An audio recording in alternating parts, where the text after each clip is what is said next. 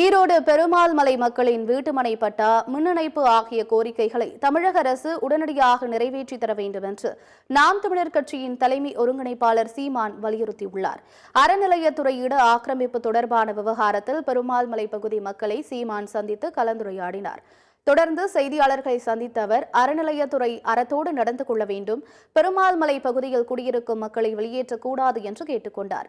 இங்கு வாழும் மக்களுக்கு வீட்டுமனை பட்டா, மின் இணைப்பு ஆகியவற்றை வழங்க வேண்டும் என்று கோரிக்கை விடுத்தார். திமுக எம்பி கனிமொழியின் விமர்சனத்திற்கு பதிலளித்த சீமான், பெரியார் குறித்து அறிஞர் அண்ணா, முன்னாள் முதலமைச்சர் கருணாநிதி ஆகியோர் தான் இழிவாக பேசியுள்ளனர் என்று கூறினார். அரை நூற்றாண்டை கடந்து இங்கேயே 3 தலைமுறைகளாக வாழ்ந்து கொண்டிருக்கிற மக்கள், எந்த அடிப்படை வசதியும் ஒன்றும் இல்லை.